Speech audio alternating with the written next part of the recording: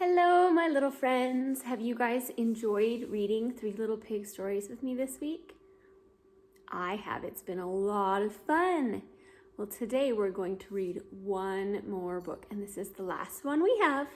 And remember, we're going to think with our brains and try to find out what is the same and what is the difference with this book and the other ones that we read, okay? So today, the book that we're going to read is called The True Story of the Three Little Pigs by A. Wolf. By A. Wolf. So do you think that maybe it's the wolf telling the story? Yeah, this is a really funny book. I think you're gonna like it. Are you ready? Okay, let's open up. Everybody knows the story of the Three Little Pigs, or at least they think they do. But let me let you in on a little secret. Nobody knows the real story because nobody has ever heard my side of the story. So this book says we don't know the story. Let's find out. I'm the wolf. Alexander T. Wolf. You can call me Al. I don't know how this whole big bad wolf thing got started, but it's all wrong. Maybe it's just because of our diet. Hey, it's not my fault wolves eat cute little animals like bunnies and sheep and pigs. That's just the way we are. If cheeseburgers were cute, folks would probably think you were big and bad too. Okay, so the wolf is telling us his story. Let's see.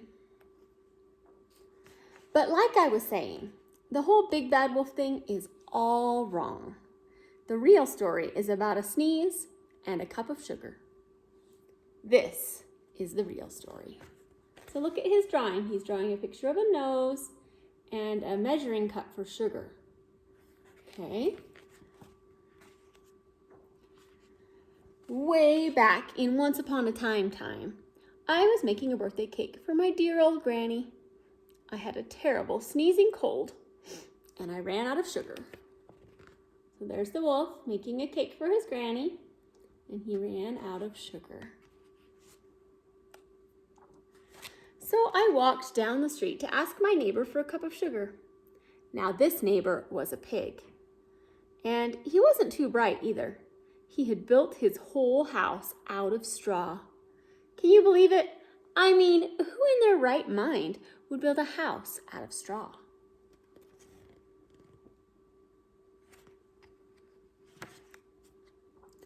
So, of course, the minute I knocked on the door, it fell right in. I didn't want to just walk into someone else's house, so I called, little pig, are you in? No answer. I was just about to go home without the cup of sugar for my old granny's birthday cake. That's when my nose started to itch. I felt a sneeze coming on. Well, I huffed, and I snuffed. And I sneezed, a great sneeze. And you know what? That whole darn straw house fell down. And right in the middle of the pile of straw was the first little pig, dead as a doornail. He'd been home the whole time. It seemed like such a shame to leave a perfectly good ham dinner lying there in the straw, so I ate it up. Think of it as a big cheeseburger, just lying there. Okay, so let's think about this for a minute. The wolf says he didn't huff and puff. He huffed and snuffed because he had a cold, and he sneezed the house down. Is that the same as the other books or different? It's different, you're right. And in some of the other stories, the little pig got away, but did he get away this time? He was dead as a doornail, they said. And the wolf ate him up just like you and I would eat a cheeseburger. I was feeling a little better, but I still didn't have my cup of sugar. So I went to the neighbor's house. This neighbor was the first little pig's brother. He was a little smarter, but not much. He had built his house out of sticks. I rang the bell on the stick house. Nobody answered. I called, Mr. Pig, are you in? He yelled back, go away, wolf. You can't come in. I'm shaving the hairs on my chinny chin chin.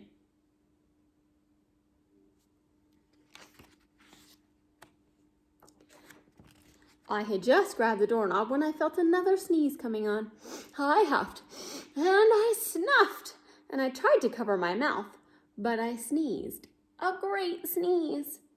And you're not going to believe this, but this guy's house fell down just like his brother's. When the dust cleared, there was the second little pig, dead as a doornail. Wolf's honor. Have you ever heard anybody say Scout's honor? Hold up their fingers. That means I promise. And he says Wolf's honor. Wolf's honor. So that means I promise that's what happened. Do you believe him? Is that what happened? Let's see. Now, you know food will spoil if you just leave it out in the open. So I did the only thing there was to do. I had dinner again. Think of it as a second helping. I was getting awfully full, but my cold was feeling a little better, and I still didn't have that cup of sugar for my dear old Granny's birthday cake. So I went to the next house. This guy was the first and second little pig's brother. He must have been the brains of the family. He built his house out of bricks. I knocked on the brick house. No answer. I called, Mr. Pig, are you in? And you know what that rude little porker answered? Get out of here, wolf, and don't bother me again.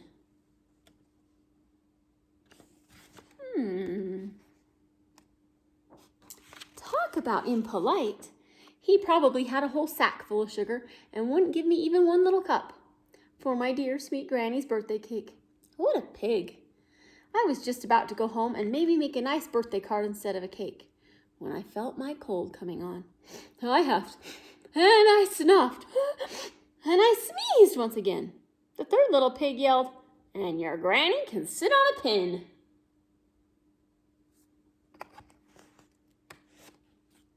Now, usually I'm a pretty calm fellow, but when somebody talks about my granny like that, I go a little crazy. When the cops drove up, of course I was trying to break down the pig's door, and the whole time I was huffing and puffing and sneezing and making a real scene.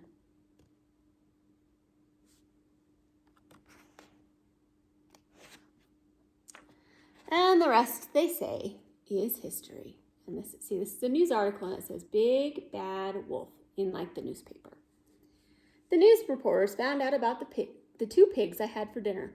They figured a sick guy going to borrow a cup of sugar didn't sound very exciting.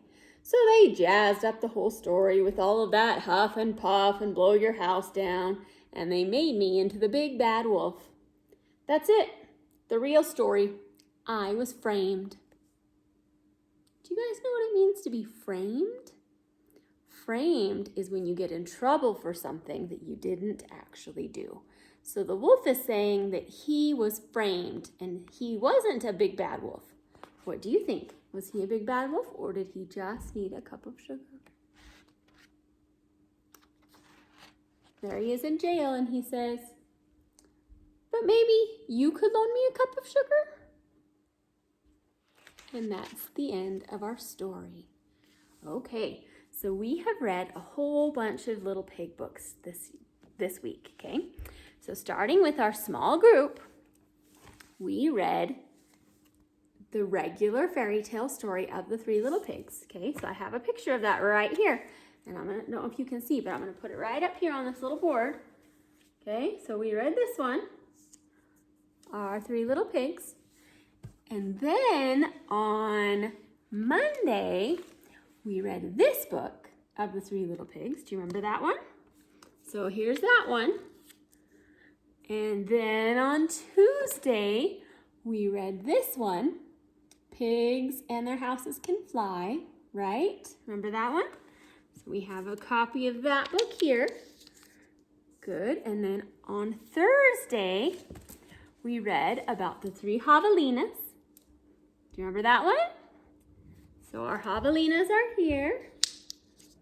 And then today, we just read the true story of the Three Little Pigs.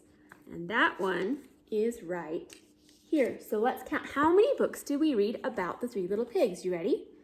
1, 2, 3, 4, 5 books. We've read 5 books about the Three Little Pigs. Now, were all of the books the same? No, some of them were different, right? So let's talk first about the characters. And you remember this picture of characters, right? Miss Sierra talked to us about those. So in this book, we had 3 little pigs and a big bad wolf. And it was the same in this book. And it was the same in this book. And here we had 3 little javelinas and a coyote, right? Not a big bad wolf, a coyote. So the characters were a little bit different in this book. In this one, the characters were still the same, right? 3 pigs and a wolf, right? So the characters stayed the same through most of the books except for this one. Okay, so let's move this over here. Now let's talk about our setting. Do you guys remember what the setting is? The setting is where the story takes place. Okay, so think. All of the pigs built houses, right? Yeah. Sometimes, like in this last book, we didn't learn about them building the house. And I think in this one, they didn't tell us about them building the house. But they all built houses, and the wolf came to their door in all of them, right?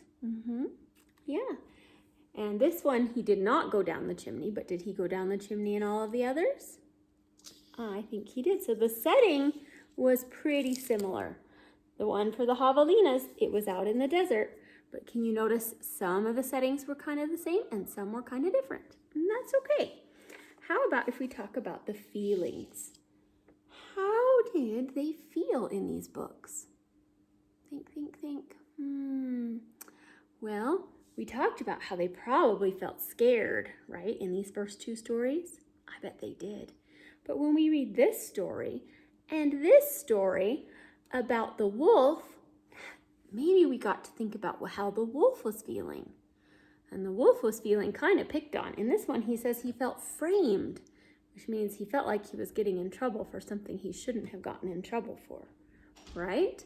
So all of the pigs probably felt a little scared, and the wolf, or the coyote, he probably felt a little nervous, or maybe he was just feeling sneaky. I don't know, but we can think about the difference in the feelings. Now there are 2 more things we can talk about. One is what's called the takeoff. And you'll remember when we learned with Miss Sierra that takeoff is the things that happen in the story. So that's where these stories are going to be really different, is the takeoff, right? So some events that happened. In this one, they built their house. They all built their houses, right? In this one, they built their houses, but they found the materials from different people, right? And the wolf huffed and puffed and blew their houses down right here. That's the same. But what about in this one? This one, the wolf had that UBS syndrome. Do you remember that? And it meant that he had uncontrollable breathing. And he would just open his mouth and things would fall down and blow away. Okay, so that was different. And at the end, he became friends with the pig, which is also different. And the pig helped him to use his skills for good. That's very different too, right? And in the javelinas, we had a coyote come, right? And he went down a stovepipe instead of a chimney, so that's a little different. And this story was just all kinds of different. This was all about the cup of sugar. We didn't talk about the cup of sugar or why the wolf was visiting the houses in the other books. So there are a lot of differences there in the takeoff, right? Yeah. And in some of the stories, the pigs ran to safety of their brother's house. And in some of the stories, the pigs got eaten up by the big bad wolf. Okay, the last thing is our wrap up right here. I'll put that one right here.